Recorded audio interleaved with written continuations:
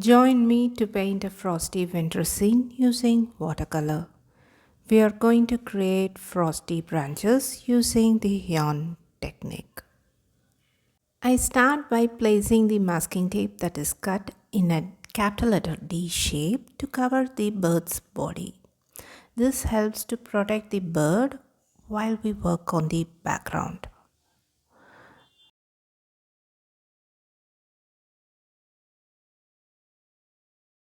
I start by wetting the paper, focusing only on the middle section where I want the background to be.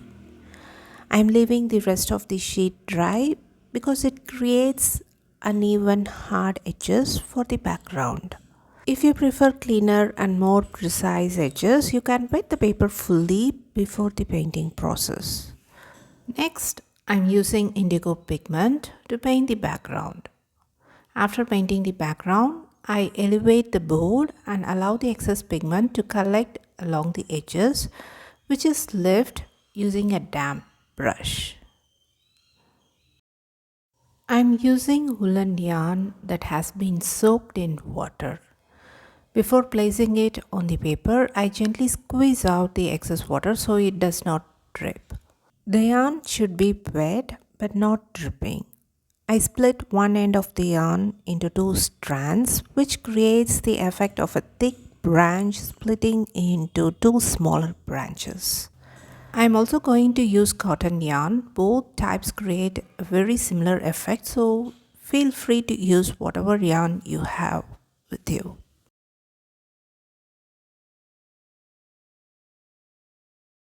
Next, I place the damp yarn over the wet paint.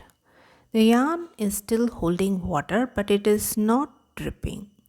Once you place it, do not move it because the yarn immediately starts pulling the pigment from its place, so avoid disturbing it. I make sure the yarn is in full contact with the wet paint. I use my finger to press it down slightly, but be careful not to touch the wet paint itself and disturb the background. If you are unsure, you can use the other end of the brush to press the yarn instead of using your finger. The amount of water in the yarn matters for a good frosty texture. When the yarn has less water, it pulls out less pigment from the surface, so the texture looks subtle. When the yarn holds more water, it pulls out more pigment and the frosty texture becomes more pronounced.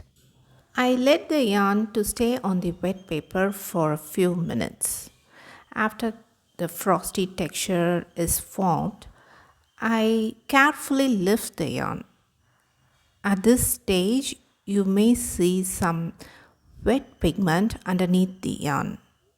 I remove that wet pigment using a clean damp brush. You can see that the frosty texture has already formed. Now I'm only lifting the pigment that was sitting underneath the yarn. At the end of this video, I will show my different attempts of this painting and how the result changes depending on the pigment and how wet the yarn is.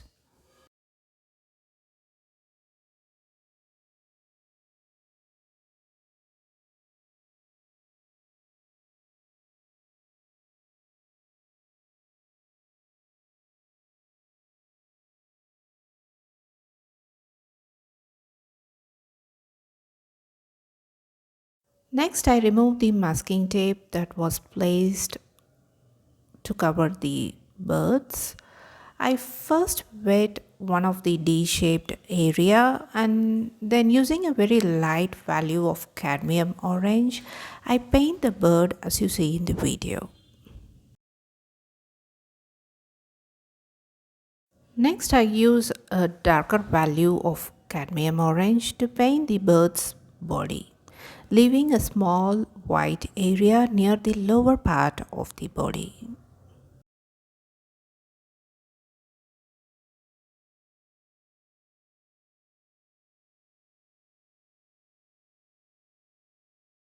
Next, using Payne's Gray, I paint the bird's head and its beak.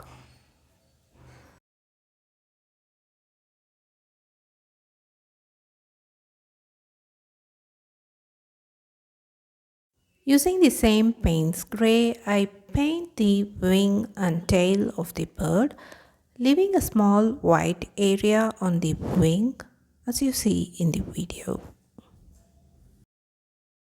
Then using a medium value of Payne's Gray, I paint the gray shade on its wing, and then using a clean damp brush, I soften the bottom part of the bird as you can see in the video. After that, I paint its feet perched on the frosty branch using Payne's Gray. For the second bird, we are going to follow the same steps as we did earlier. That is, first I wet the D shape, and then using a light value of cadmium orange, I paint its body. After that, I apply a darker value of cadmium orange to its body. Once again, I'm leaving a small white area at the bottom as you see in the video. After that, I used burnt umber to add shadow in the middle of the body. Then using Payne's Gray, I paint the head and beak of the bird.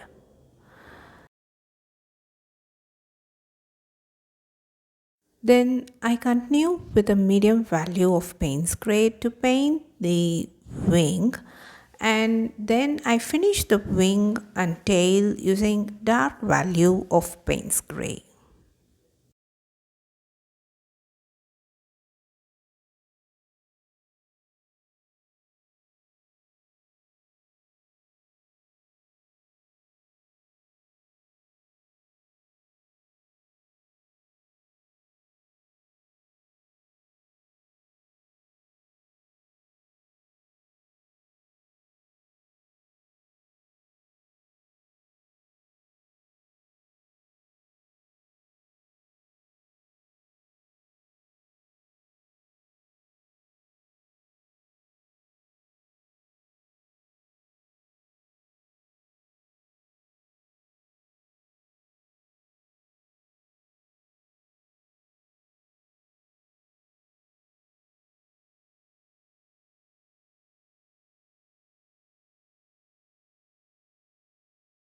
At last, I paint the feet of the bird using Payne's Gray and then add shadow of the bird on the frosty branch using burnt umber.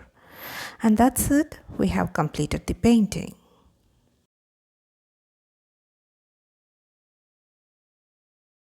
Initially, for this painting, I tried using ultramarine mixed with a small amount of burnt umber for the background, but it created granulation effect. Though I loved the result, I didn't want granulation for the winter scene, so I tried a second one with cerulean blue for the background. For this, the yarn technique, I I drained only little amount of water, so it created an interesting frosty texture.